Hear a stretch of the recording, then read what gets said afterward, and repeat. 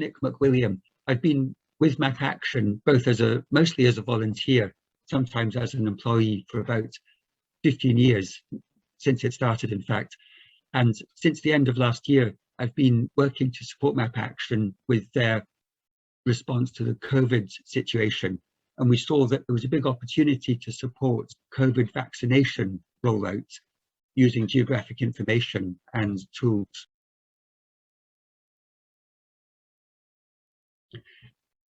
We start with a particular requirement for data, and a lot of humanitarian work depends on data or information to understand a situation and to respond to it effectively. The first thing that we do as part of this package is to find a specific need, or we can sometimes call that a use case. And that tells us what data sets are needed to help answer a question. So it might be, for example, in an earthquake response, to take a very straightforward example, we need to know where the earthquake was, how intense it was, and how many people live in the areas where it was very intense. So we know the earthquake location, intensity, and the population are just some very initial requisites that are needed to respond to that.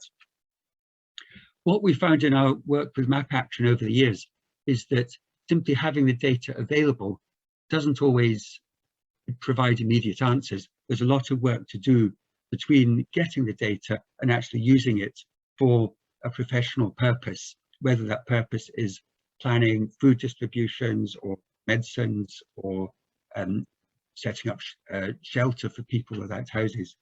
There are lots of steps in between. And what we want to do with the data package is to save people all the hard work, the technical work, the slog of preparing data for their particular application. So what we've aimed to do is to start with this use case, assemble the relevant data layers, select the most appropriate ones for that use. We put them together in a file. We give them a consistent naming, so each layer has the same name. We have columns in each layer that give us the important information, the attributes. We give them consistent names. We link them all together with place name codes. We provide documentation for all of this. We provide metadata that allows people to use this data, and put it all together with a narrative, just a plain language narrative that describes our choices and describes how the data works. And the purpose of this is to put a ready-made tool into the hands of a humanitarian practitioner. So, as I mentioned, it could be someone planning a shelter response, it could be an epidemiologist in the public health context.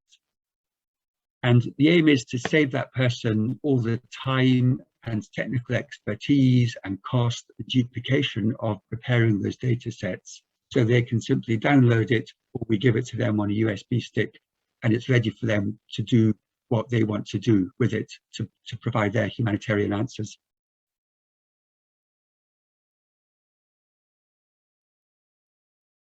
So the most obvious elements, because we've talked about it, are layers of data. So geographic data that can be put on a map. And these are in a format called a geopackage, which is readable by almost any geographic information system and many other software and coding tools. We've also got a narrative. It's a plain language narrative. It's just a text document, and it describes in detail each layer, how it was chosen, how it's been cleaned and processed. But in a way, more importantly, it gives a context to the situation, to the problem, what data layers are needed, and how we're trying to support humanitarian work in that field. The package can also contain, as the South Sudan one does, it contains project files for use in ArcMap, in ArcGIS Pro and QGIS. We've also included some Excel tools, and we've included some Kobo tools for mobile data collection, and we've got some snippets of R and Python code to try and make it more accessible in those environments. So with the COVID vaccine rollout, we know what the data needs are because UNICEF and World Health Organization have provided some really good publications on how geographic information can support vaccine planning and delivery, both for COVID vaccines and other ones. We've looked at this in the COVID context because of the urgency. Boiling it down, we're looking at population data, but disaggregated, split up according to age, according to comorbidities, according to occupation, or whatever factors are used in a country's vaccination plan to target their vaccinations. So the population is one. We also need to look at the transport network. How will we get vaccines to people, or how will people come to vaccines in health facilities? So what are the logistics around vaccine delivery? And also where are the health facilities might be used as part of the process? Where are the clinics? Where do they have cold storage facilities, for example? And these fundamental data sets, in a way, are the basis for building further tools and analyses to support vaccine rollout. So these tools might be as simple as maps. They might simply be maps of a district. So a district health officer can plan outreach work in villages, or it might be at a high level, it might be working out how many vaccines are needed in each province of a country, for example. So by providing this data package, we have something ready-made for a national planning committee, for example, or for an epidemiologist, or any other practitioner.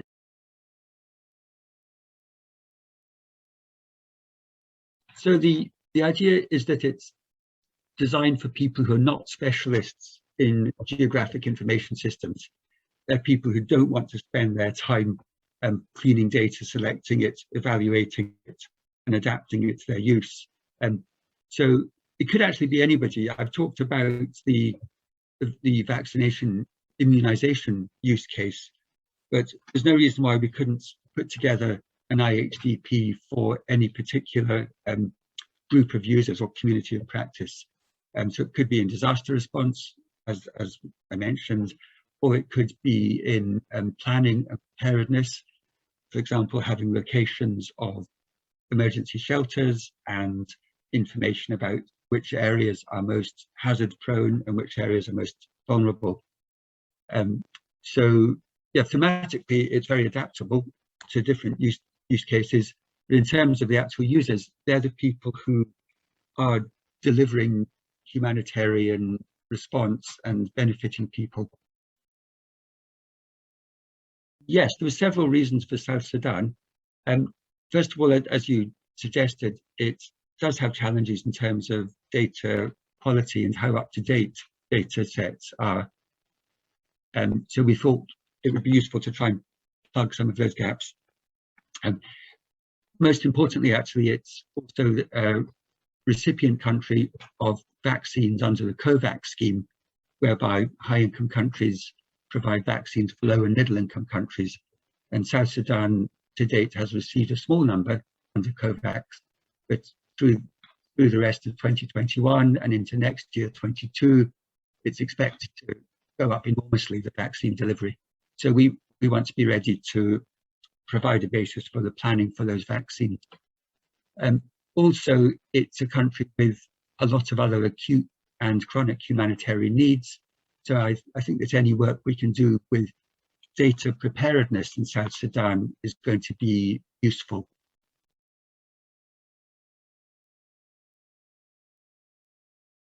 Well, the story really starts when MapAction received some funding from the Khalifa Foundation for us to run a pilot project to see how we could provide support to COVID vaccine rollout.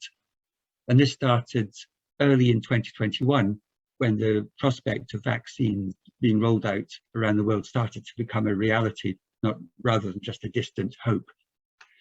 And Khalifa Foundation recognized that geographic information could be an important part of our response.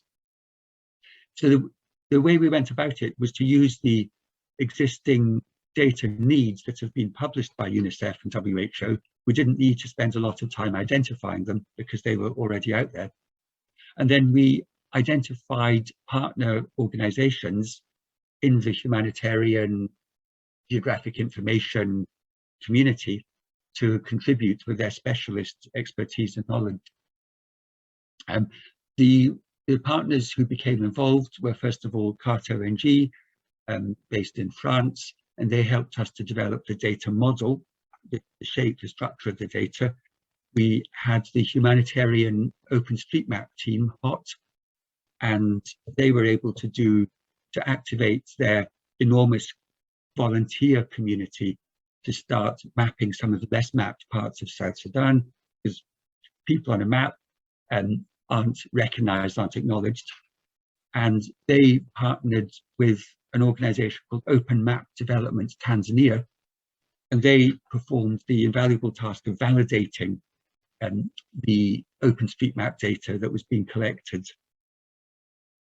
We also had a group in Liverpool School for Tropical Medicine called AfriMapA, and they looked in particular at health facility locations and also provided some visualization tools that related to the statistical package R, and that's a program that's used by a lot of humanitarian data professionals. And finally, we had support in kind and with services from ESRI and also from Mapbox, and they've been enormously helpful to us. So with contributions from all these partners, we came up with the Integrated Humanitarian Data Package concept and put together this pilot for South Sudan. The stage we're at now is that we want to actually test it in reality. So our priority is an outreach visit to South Sudan that we're planning in September, October this year, 2021, to engage with the agencies that we hope will benefit from this package. So for example, we're looking at the Ministry of Health, UNICEF, we're working with Save the Children, and we'll be reaching out to other members of the health cluster, other public health NGOs in South Sudan.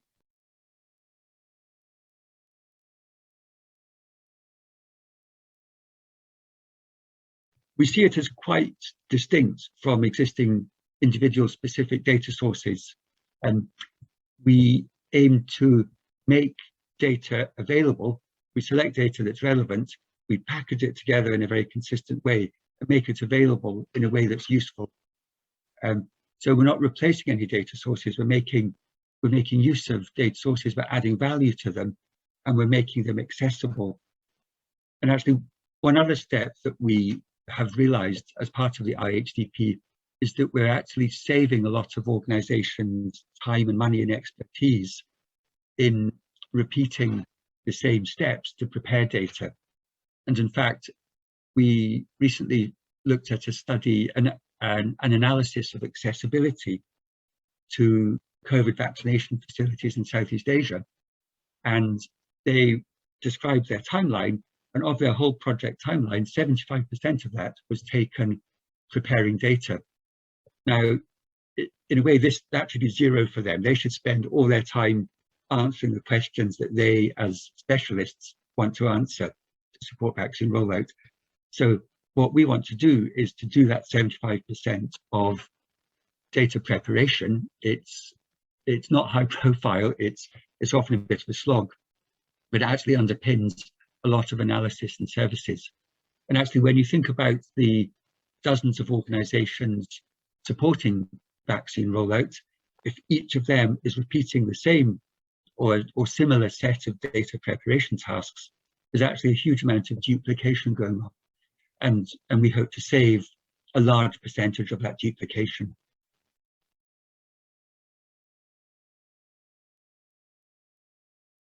We apply a consistent data standard within the data model, consistent documentation, metadata, consistent player naming, and so on. However, this is very much designed for a particular set of users or use case, and we're not at all seeing this as a wider, more widely used standard. Having said that, we will use standards where they are useful and where we see them. For example, we're using OCHA's metadata standards, UN Office for the Coordination of Humanitarian Affairs. They have defined a particular level of metadata that we're adopting. We are looking at using something called Hexel tags, humanitarian exchange language, which is another standard that would use, and to where applicable, would use them, but we're not seeing this as a prescription or trying to advocate a particular data standard. We also recognize that users of the data package might have their own standards, and our view is that provided we're consistent, it will be much easier to convert from the model that we have into the data model that the user has. And in due course, we'd like to actually develop tools to do that conversion automatically.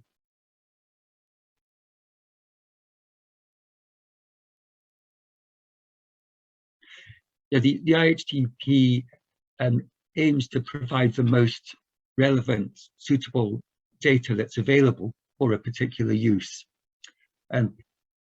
So it certainly doesn't make any claim to be authoritative. And there are very few data sets in many humanitarian contexts that have any claim to be definitive or authoritative. And almost every map you see has a disclaimer to that effect.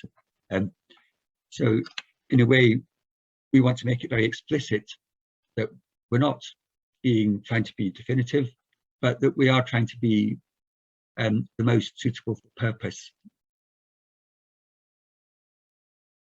The South Sudan IHDP is available for download by anybody in two places.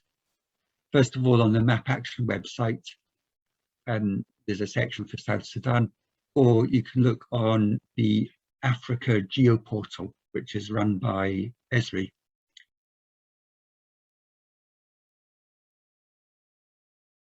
Yeah, we definitely see the IHDP as being applicable in a lot of other contexts. We came up with the concept within the COVID context, but we realized then that it's very adaptable, and because it always starts with a particular set of requirements or use case, and then the whole package can be adapted to that use case. So it could be very small, it could be very big, and it may just include data, but it could also include more than that. It could include analytical tools, it could include some coding, some programming tools, it might include maps, it could include a series of maps, it's very flexible in terms of its contents. And also it's very flexible in terms of its geographical coverage. It could just be for a very local area. For example, urban contexts have been identified by some of our discussions where it would be applicable, or it could be a region, it could be a country, or it could be a whole set of countries together that are all affected by a particular humanitarian challenge. Drought, flooding, famine come to mind that might affect more than just a country. So it's very flexible, both for the use case and for the geographical extent and the content.